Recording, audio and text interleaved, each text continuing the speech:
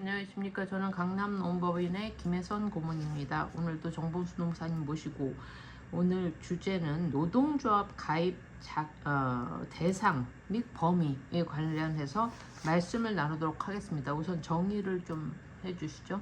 예, 안녕하십니까. 공인노무사 정봉수입니다. 예, 오늘은 우리 고문님이 질문하신 바와 같이 노동조합 가입 대상이 어떻게 되는지 이에 대해서 말씀드리도록 하겠습니다. 노동조합법 5조에 보면은 근로자는 자유로운 노동조합을 만들고 이에 가입할 수 있다 이렇게 되어 있습니다. 그러면은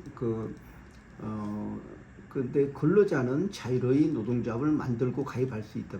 여기서 근로자만 가능합니다. 그런데 또 그러니까 노동조합의 결격 사유가 사용자 또는 그의 이익만을 위하여 행동하는 자의 참가를 허용하는 경우 해가지고 어떤 뭐 인사부서나 아니면 또 비서나 또 어떤 격리부서 이런 부서는 참가를 하게 되면은 노동조합이 결격 사유가 돼가지고 노동조합에서 인정을 못 받을 수가 있습니다. 그러면은 또 그런 부분이 있고 또 노동조합법 그 2조 2항에 보면은 그 사용자의 정의가 있습니다. 그런데 여기 사용자가 가입하면 안 되는데 사용자 정의는 사업주, 사업경영 담당자, 기타 근로자에 관한 사항에 대해서 사업주를 위하여 행위하는 자.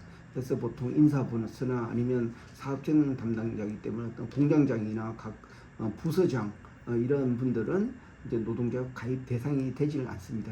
그런데 이제 그러면 또 노동조합 측에서 볼 때 이 노동조합의 가입 대상을 어떻게 결정하는지 이 부분은 노동조합법 11조에 보면은 그 근로자에 관한 사항 해가지고 규약의 필수규제 사항으로 되어 있습니다. 그래서 그 노동조합의 조합원이 될 수 있는 자격을 갖춘 사람이 어떤 사람이 이렇게 돼 있고, 그래서 규약에 따라서 이제 자유롭게 노동조합 가입 대상이 이제 될 수가 있습니다. 그런데 또 하나의 어떤 여기서 제약이 되는 부분이 노사 간에 회사하고 근로자가 단체 교섭을 통해서 단체 협약을 체게 됩니다. 이 협약에는 그 노동조합 가입 범위를 또 별도로 정하는 경우 많이 있습니다. 그래서 우리 회사의 어떤 노동조합의 조합원은 대리급까지만 가능하다. 이게 지금 현대자동차가 많이 사용하고 있습니다. 근데 또 외국계 기업 같은 경우는 노동조합 가입 대상은 노동조합법에 따른다 이렇게 돼 있으면은 사실상 이렇게 근로자의 이익 대변자 또는 사업경영 담당자 또 사업주를 위하여 행위하는 자 뭐 이런 사람 외에는 다 가입할 수가 있습니다. 그래서 뭐 직책만 이사인 이런 사람도 다 가입할 수가 있습니다.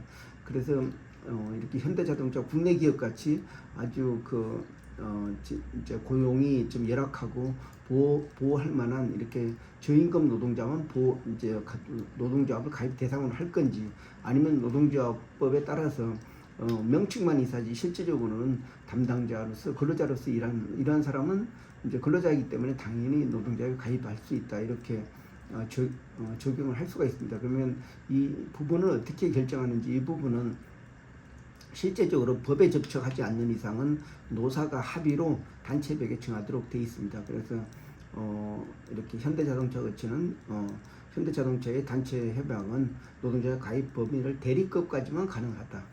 그렇게 정해져 있습니다. 그리고 또 어떤 회사들 같은 경우는 조광 페인터가 얼마 전에 단체 협약을 보여줬는데 거기서는 가장 끝까지만 노동자의 가입 대상이 된다. 그 이후부터는 가입 대상이 되지 않는다. 이렇게 판단하고 있습니다.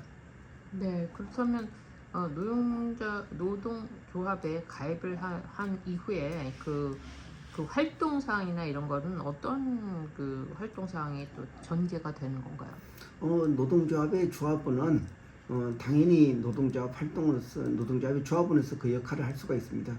예를 들어 총회를 통해서 자기 투표를 선정한다든지 아니면 대의원을 통해서 대의원의 어떤 대의원으로서 어떤 출마를 해서 자기가 대의원을 된다든지 그리고 그 노동조합의 활동은 이제 뭐 평상시에는 이제 자기 일 열심히 하다가 이제 항상 이제 새로운 단체 협약이 이제 새롭게 이제 작성되게 될 때는 사측과 노측이 굉장히 분쟁이 많이 발생합니다. 이럴 때 이제 일반 근로자들은 이제 어떤 이렇게 노사 교섭이 노동 분쟁으로 발생하고 더 이상 교섭의 여지가 없을 때는 노동쟁이라고 합니다. 이 노동쟁이는 어떤 파업으로 이렇게 이어갈 수 있는 그 수단이 되기 때문에 그래서 이 근로자들은 실질적으로 만약에 간부나 아니면 대의원 같은 경우는 큰 역할을 하는데 일반 근로자들, 일반 조합원들 같은 경우는 뭐 총회 정도 참석하고 또 이렇게 그 선거 있을 때 이제 뭐 피선거권자로서 이제 어떤 자기 의견을 표출하는 이 정도지 뭐 다른 뭐 그런 활동은 할 수가 없습니다. 네, 그렇다면 간부나 대의원들이 이제 사실 뽑은 대표가 되는 거잖아요. 그러면 그렇습니다. 그분들의 역할이 되게 크고, 그러니까 뭐 사측하고의 어떤 협상이나 이런 거 할 때 주도적으로 하는 그런 상황이 되는 거죠. 예, 그렇습니다. 예. 그러니까 주로 간부들이나 또 그 위원장 그리고 또 대의원들 이런 분들이 이제 그 각자 역할을 하는데 일반 평 직원들은 뭐 직접 비인 무기명 투표한 그런 직접적으로 어떤 총회를 거쳐야 되는 이런 거 외에는 주로 활동할 여지가 없습니다.